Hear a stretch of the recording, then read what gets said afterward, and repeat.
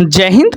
हम लोग देखे थे अरब आक्रमण के बारे में, ठीक है। अरब आक्रमण के बारे में हम कल के वीडियो में देख चुके थे, तो आज इसको रिकॉल करके तुर्क आक्रमण के बारे में हम लोग जानेंगे। समझते हैं ध्यान से। देखिए, अरब आक्रमण क्यों हुआ था, इसका रीज़न क्या था। इसका रीज़न यही था ना, जब ये मोहम्मद साहब के पदची के दर्शन करके जब इस्लाम जगत में खलीफा के फैमिली जब वापस जा रहे थे, श्रीलंका से जब लौट रहे थे, तो पाकिस्तान वाले एरिया में पड़ता था सिंध। पाकिस्तान वाले एरिया में क्या पड़ता था, सिंध पड़ता था। और सिंध में जो है इस्लाम जगत में वाहिद के फैमिली के साथ छीन छोड़ हो गया। और ये खलीफा में यही एक था वाहिद, जो खलीफा के सरदार थे, खलीफा जिसे बोल सकते हैं।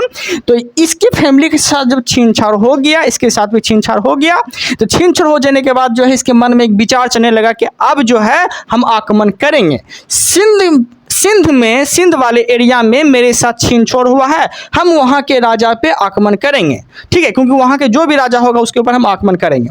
ये विचार विमर्श इसके मन में चलने लगा। उसके बाद जो है सिंध वाले एरिया में खलीफा के कहने पे ठीक है, खलीफा के कहने पे जो है वहाँ पे आक्रमण होना स्टार्ट हो गया। कहाँ पे, सिंध पे। और सिंध पे उस वक्त किसका शासन चल रहा था, राजा दाहिर का शासन चल रहा था। और राजा दाहिर की पत्नी का क्या नाम था, राजा दाहिर की पत्नी का नाम था रानी बाई। क्या नाम था, रानी बाई थी, ठीक है, पत्नी का नाम। और दूसरी पत्नी का नाम क्या था, तो दूसरी पत्नी का नाम था लाडी। दूसरी पत्नी का नाम लाडी थी। ओके, समझते हैं ध्यान से। और उसकी बेटी बोलेगा तो उसकी बेटी का नाम क्या थी, तो वह परिमल देवी और सूर्य देवी इसकी बेटी का नाम थी। ओके, यहाँ तक कोई दिक्कत नहीं है। अब जो हम समझने वाले हैं, तो खलीफा के कहने पे जो है इसके ऊपर आक्रमण हो गया। तो आक्रमण जब होने लगा तो उस वक्त जो इराक के गवर्नर थे अल हज्जात ने इसको आदेश दिया, मोहम्मद कासिम को आदेश दिया कि जाओ सिंध पे आक्रमण करो, क्योंकि इराक के गवर्नर कौन थे उस वक्त, अल हज्जात। और अल हज्जात को किसने आदेश दिया कि आक्रमण करो, तो वहाँ के खलीफा आक्रमण करने का आदेश दिया। लेकिन इराक के अल हज्जात ने खुद नहीं किया आक्रमण करने के लिए, बल्कि अपने छोटे अपने दामाद को भेजा कि तुम जाओ आक्रमण करो, क्योंकि हम ऑलरेडी आक्रमण कर चुके हैं, लेकिन मुझे कुछ खास हासिल हुआ नहीं, हम जीत नहीं पाए, लेकिन तुम जाओ इस वक्त आक्रमण करो और सिंध के राजा जो दाहिर है उसके ऊपर आक्रमण करके उसके सारे फैमिली को उठा के ले आओ, अगर पॉसिबल है तो। यही चीज हुआ। मोहम्मद बिन कासिम ने क्या किया, राजा दाहिर के पूरा फैमिली को उठा के ले गया। लेकिन मोहम्मद बिन कासिम ने जब आक्रमण कर रहा था, तो राजा दाहिर की जो पहली पत्नी थी, जिसका नाम क्या थी, रानी बाई, आक्रमण करने के दौरान जो है रानी बाई अपने आप को आत्महत्या कर लिया, चाकू ठोक के अपने आप को आत्महत्या कर लिया। तो ये तो पत्नी मारा गया। लेकिन इसकी जो दूसरी पत्नी थी लाडी और बेटी थी परिमल और सूर्य देवी, ये तीनों को उठा के ले आया और खलीफा के पास जाके ये पेश कर दिया। कौन, मोहम्मद बिन कासिम जो है खलीफा के पास जाके ये पेश कर दिया। जब ये पेश कर दिया तो खलीफा इतना अच्छा था, जब इसको ये बात का पता चला कि मोहम्मद बिन कासिम ने सिंध के बेटे के साथ दुराचार किया है, तो उसके बाद जो है खलीफा ने क्या किया, मोहम्मद बिन कासिम को फांसी की सजा दे दिया। क्या दिया, फांसी की सजा दे दिया। कुछ कर लगाए गए थे, सिंध विजय के बाद कुछ कर लगाए गए थे, जिसका क्या नाम था, जजिया जकात खुम्स खराज, ठीक है, जजिया जकात खुम्स खराज। ये क्या था, तो कर था एक तरह से, जो कि अरबों द्वारा लगाया गया था, मोहम्मद बिन कासिम के द्वारा लगाया गया था। मतलब कि जो जीत चुका था क्षेत्र जीतने के बाद की बात हम बोल रहे हैं, तो इस तरह से कर लगाया गया था। तो जजिया क्या था, तो जजिया था गैर मुसलमानों पे लगने वाला टैक्स, जैसे कि हिंदू पे, मतलब कि मूर्ति पूजा जो करते थे उसके ऊपर टैक्स लगाया जाता था। जकात क्या होता था, तो जकात होता था धनी मुस्लिम पे लगने वाले टैक्स, जकात लिया जाता था उससे, ठीक है। खुम्स क्या हुआ करता था, तो खुम्स होता था सैनिक द्वारा लूटा गया धन को खुम्स कहा जाता है, ठीक है, जिसमें कि सैनिक को 80% लूटा हुआ धन उसको दे दिया जाता था। और खुद जो है खलीफा कितना रखते थे, तो खुद रखते थे 20% और सैनिक को देते थे खुम्स का लूटा हुआ धन 80%। और खराज क्या हुआ करता था, तो खराज हुआ करता था भूमि टैक्स। और उससे क्या हुआ करता था, तो खराज का ही जो भूमि टैक्स हुआ करता था, उसी का दूसरा रूप है उर्स, जिसमें कि मुस्लिम को एक आरक्षण के तौर पे 50% ही उससे टैक्स लिया जाता था। उसी को उस्र कहा जाता था। खराज का एक दूसरा नाम उस्र है, जो भूमि टैक्स था तो मुस्लिम पे लगता था लेकिन 50% ही लगता था, लेकिन खराज जो लगता था हिंदू पे वो 100% लगता था। तो इस तरह से सिंध पे आक्रमण करने के बाद जो हम टैक्स के बारे में भी देख लिए, लेकिन आज जो हम जानने वाले हैं वो आज हम जानेंगे तुर्क आक्रमणकारी के बारे में। समझते हैं ध्यान से और इस बात को देखते हुए आगे समझते हैं। तो तुर्क, अब समझते हैं तुर्क। तुर्क कौन था? तुर्क कहाँ से आए? तो तुर्क जानते हैं कहाँ से आए? तुर्क आए चीन उत्तरी पश्चिम क्षेत्र की जनजाति को तुर्क कहा जाता है। ये तुर्क कहाँ के थे? तो चीन के उत्तरी पश्चिम क्षेत्र में जनजाति थे एक तुर्क। ठीक है, यहाँ तक कोई दिक्कत नहीं है। अब समझते हैं ध्यान से। इसका कहना था कि अरबों ने सिर्फ सिंध पे आक्रमण किया है ना, अरबों ने सिर्फ सिंध पे आक्रमण किया है ना, हम पूरा भारत पे आक्रमण करेंगे। किसका कहना था? तुर्क का कहना था। ठीक है, पूरा भारत पे आक्रमण करेंगे। और इस तरह से आक्रमण किया भी वो, इस तरह से आक्रमण किया भी हो। ठीक है, इस तरह से आक्रमण किया जिसमें कि मोहम्मद गजनी सब आए थे। समझते हैं ध्यान से। तो इस तरह से इस्लाम जगत के प्रभाव में कौन कौन आ गया? क्योंकि इस्लाम के साथ क्या क्या हुआ था? बुरा हुआ था, उसका धन लूट गया था। तो यहीं से ना प्रकोप चलना स्टार्ट हो गया, अरब का आक्रमण होना स्टार्ट हो गया। इसी तरह से अरब पे आक्रमण होते भारत पे पूरी तरह से कब्जा होते गया। इस तरह से कहानी के तौर पे आपको समझाने का प्रयास करते हैं। ओके, उसके बाद जो है इस्लाम जगत के प्रभाव में कौन कौन से आए थे? कौन आए थे? तो अरब आए थे, तुर्क आए थे, मिस्र आए थे और तुर्की के अंतिम शासक, मतलब तुर्की भी आए थे, लेकिन तुर्की मतलब तुर्की। ठीक है, तुर्की के अंतिम शासक की हत्या अगर बोलेगा किसने किया था तो मुस्तफ़ा कमाल पाशा ने किया था। लेकिन इस्लाम जगत में कौन कौन प्रभाव आए थे? तो अरब आए थे, तुर्क आए थे, मिस्र आए थे और तुर्की आए थे। इससे प्रभाव आ गए थे। लेकिन तुर्की के अंतिम शासक को किसने मार डाला था? तो मुस्तफ़ा कमाल पाशा ने हत्या कर दिया था। यहाँ तो कोई दिक्कत नहीं है। आगे अब समझते हैं ध्यान से। ये मेरा पुराना भारत है। प्राचीन भारत में ऐसे ही भारत हुआ करता था, आइसक्रीम की तरह, इस तरह से।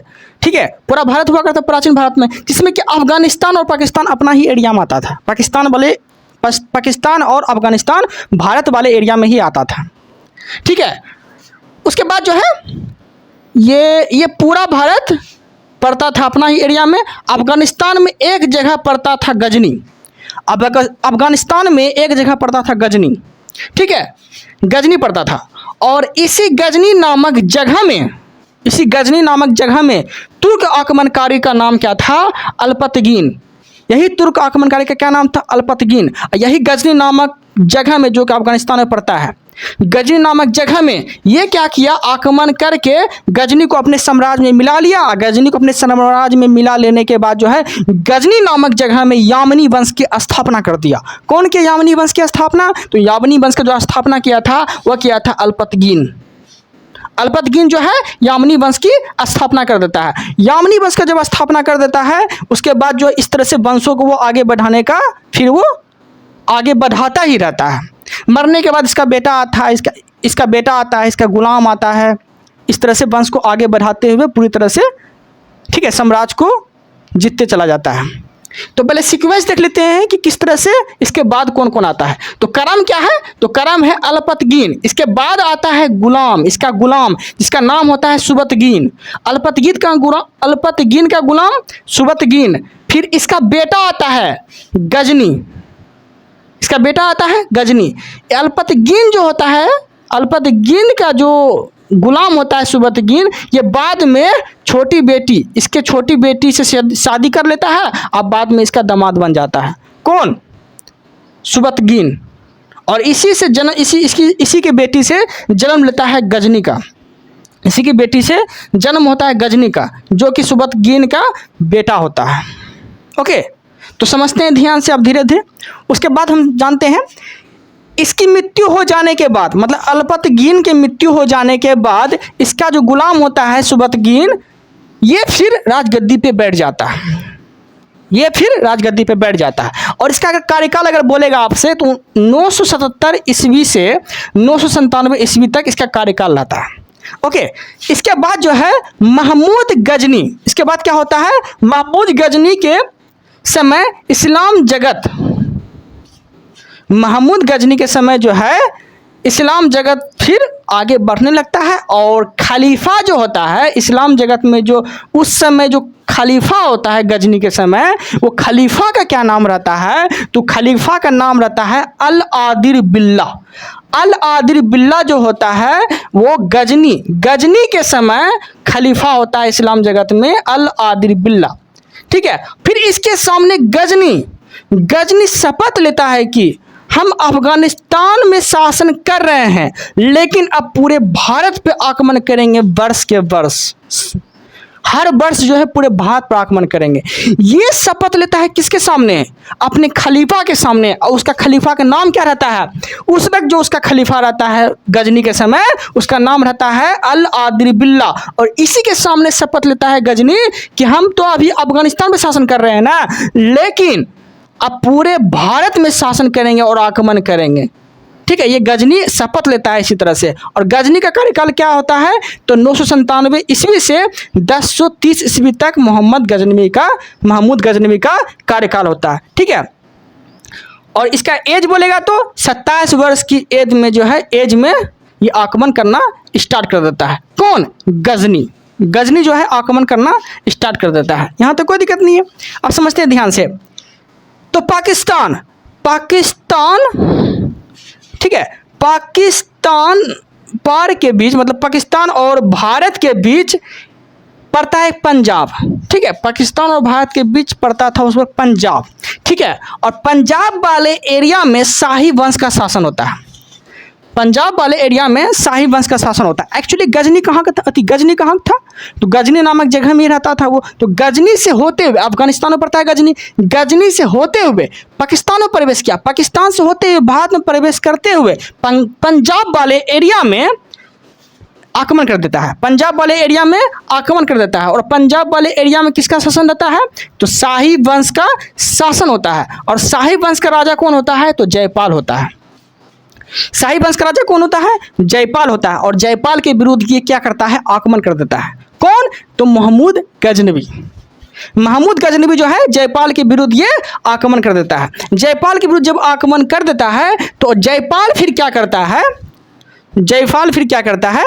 ठीक है, जयपाल आक्रमण नहीं करता है, मतलब जयपाल जो है युद्ध नहीं करता है, बल्कि अपना सारा कार्यभार किसे सौंप देता है, आनंद पाल को, अपने बेटा को सौंप के वो फिर बाद में जो है आत्महत्या कर लेता है। कौन, जयपाल आत्महत्या कर लेता है गजनी के आक्रमण के समय। और सारा कार्यभार किसे सौंप देता है, तो अपने बेटा आनंद पाल को सारा कार्यभार सौंप देता है।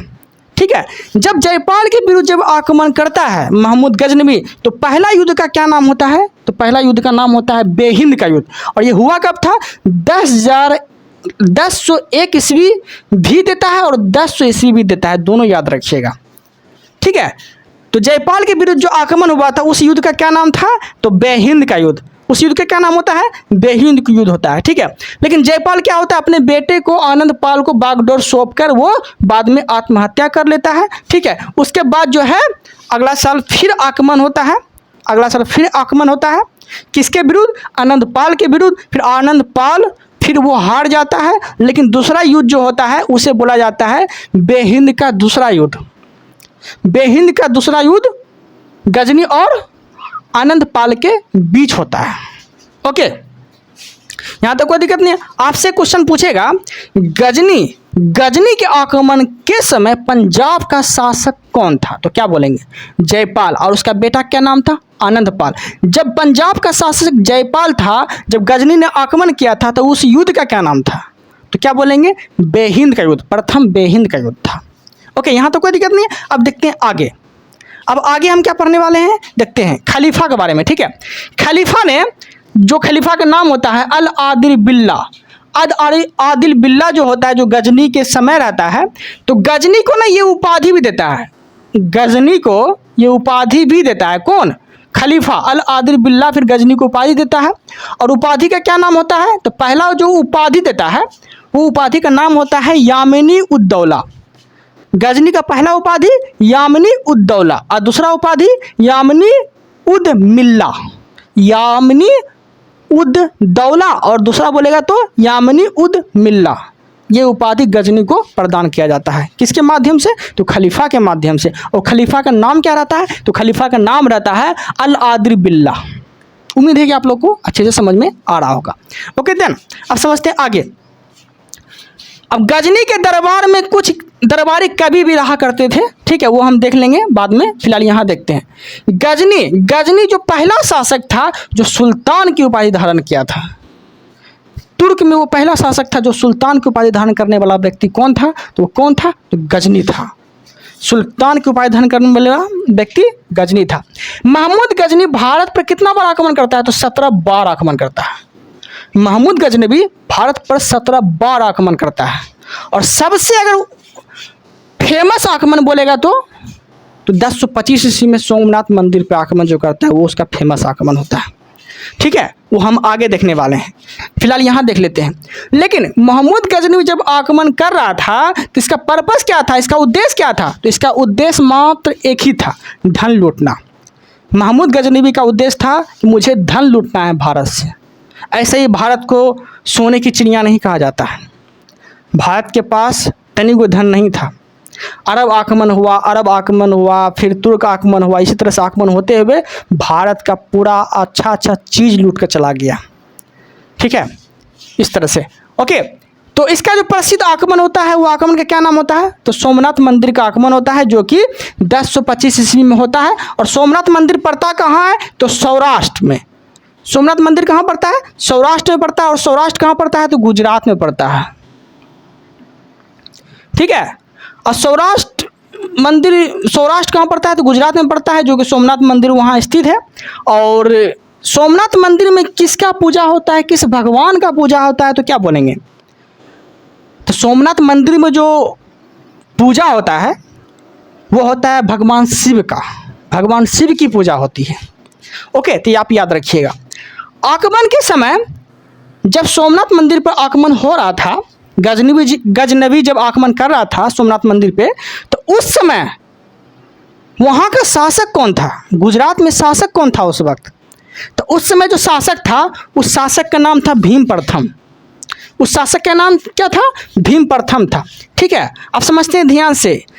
महमूद गजनवी के दरबारी कवि के बारे में जानते हैं। इसके दरबारी कवि में एक का नाम था अलबरूनी, एक का क्या नाम था? अलबरूनी, ठीक है।